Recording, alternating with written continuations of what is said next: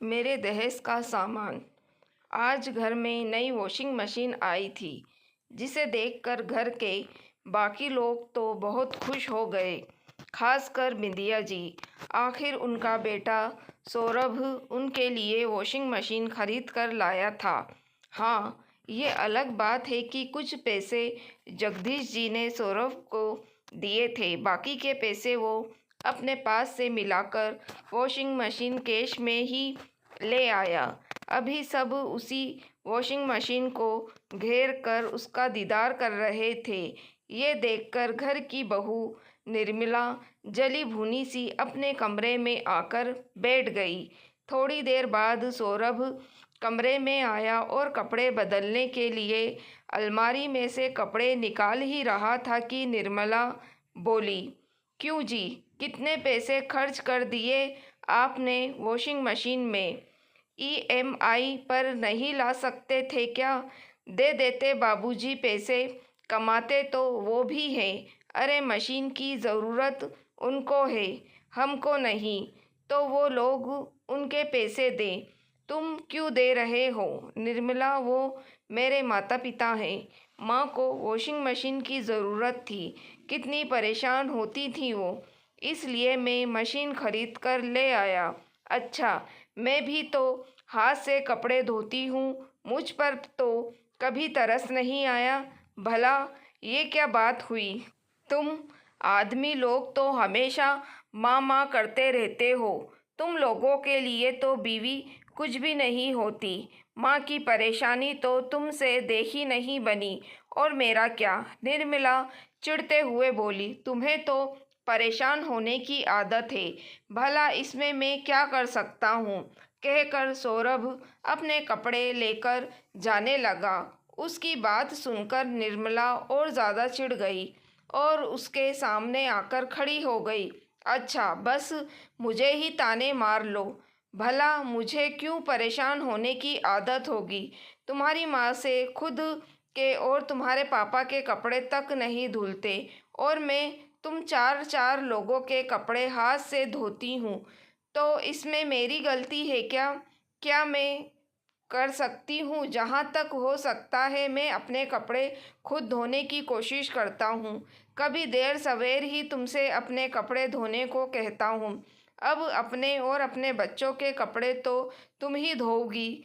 मेरी तो किस्मत ही खराब है, जो मेरे माता पिता ने तुमसे मेरी शादी कर दी। इससे तो अच्छा मेरे माँ बाप कोई ढंग का ठिकाना देखकर मेरी शादी कर देते, तो कम से कम मैं खुश तो रहती। इसमें तुम्हारे माता पिता की गलती नहीं है। वो किसी अमीर घर में भी तुम्हारी शादी कर देते, तब भी तुम खुश नहीं रहती, क्योंकि तुम्हें हर बात में मेरा मेरा करने की आदत है। अब तुम ही देख लो, कहाँ तो उन्होंने ये सोचकर तुम्हारी शादी में वॉशिंग मशीन दी थी कि मेरी बेटी को परेशान नहीं होना पड़ेगा, हाथ से कपड़े नहीं धोना पड़ेंगे। लेकिन तुमने क्या किया? मेरी वॉशिंग मशीन करके उसे अभी तक पैक करके रख रखा है। शादी के 7 साल बाद तो वो भी जंग खाने लग गई होगी। अच्छा, तो वो तो मेरे माता पिता ने दी है। उस मशीन से ससुराल वालों का क्या लेना देना? ससुराल वाले तो कुछ देते ही नहीं हैं बहू को। याद रखो, जिस कमरे में तुम वो दहेज का सामान लेकर बैठी हो ना, वो कमरा उस घर का हिस्सा है जो ससुराल वालों का है। यह कहकर सौरभ कपड़े बदलने चला गया। लो, ससुराल वाले भी तो घर की धौंस दिखाने लग गए। इसलिए तो कहते हैं कि बहू को कोई भी अपना नहीं मानता। शादी के 7 साल बाद आखिर अपनी औकात पर आ ही गए ना। निर्मला जोर जोर से चिल्लाते हुए बोली। ये बातें बाहर बिंदिया जी को भी सुनाई दे रही थी। आखिर वो कमरे में आई और आते से ही निर्मला से बोली, बहू क्यों चिल्ला रही हो? घर में चीखना चिल्लाना शोभा देता है क्या? हाँ, आप तो मुझे ही कहेंगे ना, अपने बेटे को क्यों नहीं कहेंगे भला? बहू कभी ससुराल वालों की हुई है क्या? आज घर की धौंस दिखा ही दी ना आपके बेटे ने। निर्मला बिंदिया जी को जवाब देते हुए बोली, बहू, माना कि सौरभ गलत है, उसे ऐसा नहीं बोलना चाहिए था, पर एक बात मुझे समझ में नहीं आई। तुझे बुरा क्यों लग रहा है? आज तो तेरी ही भाषा बोल रहा है, तो अपने ही जैसे व्यक्तित्व को देखकर इतना तिल मिला क्यों गई? तुम तो अक्सर ही हमें अपने किसी न किसी सामान की धौंस दिखाती ही रहती हो ना, पर हम चुपचाप सुन लेते हैं। तो आज जब सौरभ ने अपने मकान की धौंस दिखा दी तो इतना बुरा क्यों लगा? कहकर बिंदिया जी कमरे के बाहर आ गई। वहीं निर्मला को अपने कमरे में बैठी बड़बड़ाती रही। इधर बिंदिया जी को वो बातें याद हो आई जब निर्मला इस घर की बहू बनकर आई थी। निर्मला अपने किसी सामान को कभी किसी के साथ शेयर करना पसंद नहीं करती थी, खासकर मायके से आए हुए सामान को। शादी के एक सप्ताह बाद बिंदिया जी अपनी बेटी निधि के साथ मिलकर इकट्ठे हो चुके बेडशीट और पर्दों को हाथ से धो रही थी। ये देखकर सौरभ ने दहेज में आई हुई वॉशिंग मशीन को खोल लिया। अभी उसे कमरे के बाहर निकाल ही रहा था कि निर्मला ने टोक दिया, अरे ये क्या कर रहे हो? भला वॉशिंग मशीन क्यों निकाल रहे हो? अरे शादी के बाद की साफ सफाई में देखो कितने कपड़े निकले हैं, इतनी बेडशीट और पर्दे धोने हैं। जब घर में वॉशिंग मशीन है तो हाथ से कपड़े क्यों धोना? इसलिए वॉशिंग मशीन निकाल रहा हूँ।